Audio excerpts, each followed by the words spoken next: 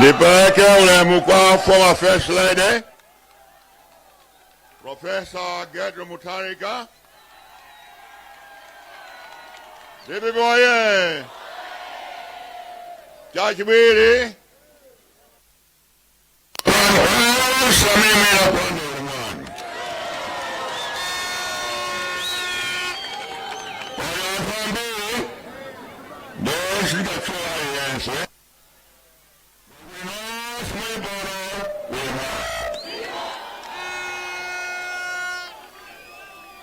Anoku marani kuno. Ndikuli happen yue. Ziko kambi, ziko. Ene ndakubya kwenye kupasa ni moni. Ndikuli moni nonse. Wakanta itale. Ene nakusone. Munani soe. Ine ndikuzia kuti tumunani soa. Koma saboro ndabwera. Ndabwera sopano ndabwera. Direde sopano. Direde. Kupita kukamuzu palesi. Pa September 16th. Jonjo ndio sanga kwa mbele. Kuti mandanda. Kuno zinthu zili bwanji.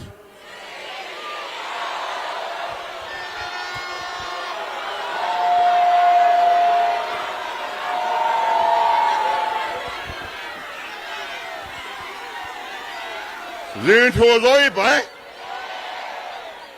Zinthu zavutatu, Kuti Malawi ali pamoto, So atendi boma lovunda, Ndiye makonzeka.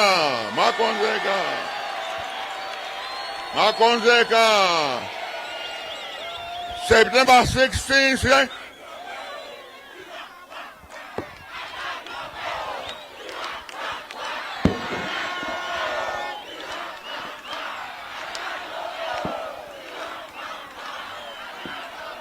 Ziko kambi. Makonzeka, Kuti pa September 16th, Tikupita kamuzu palesi. Lukagodoga Pamenepa bakomo baja. Kuti ndikulowa sopano. Eno tulukani sopano. Nthawi yani atha tulukani.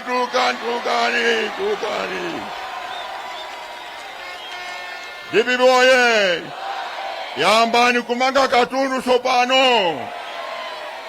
Ifka renti yani atha. Bibi boye.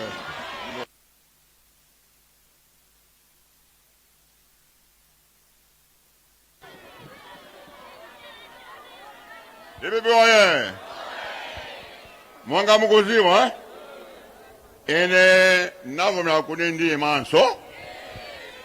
Ine ndi napuma pa 2020. Koma navomera kuti ndi menso. Chifukwa ni makonda ziko lino komanso makonda nso.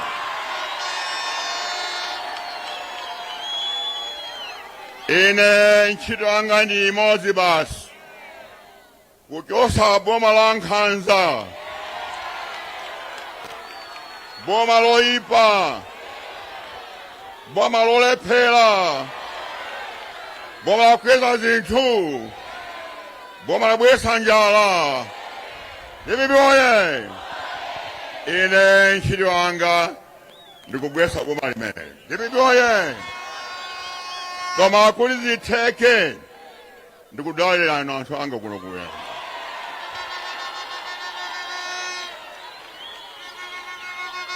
Kuti onse kama munalembesa, komanso mulembese, kalembera amene akubwera, Kuti aliyense akhale ndi kadi kuti azavote pa September 16th.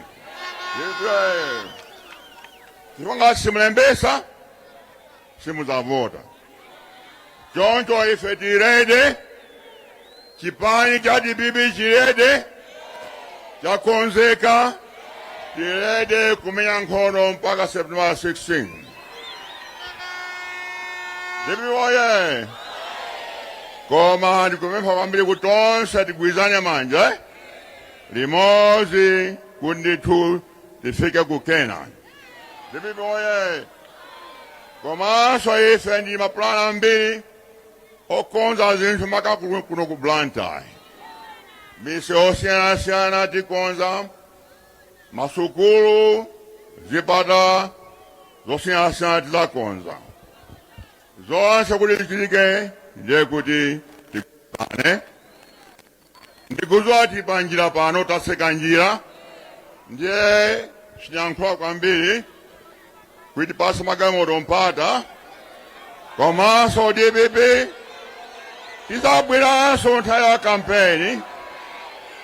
Lero nangobwera kuti kupasa limoni basi komanso kampeni ikayamba ndizabweranso.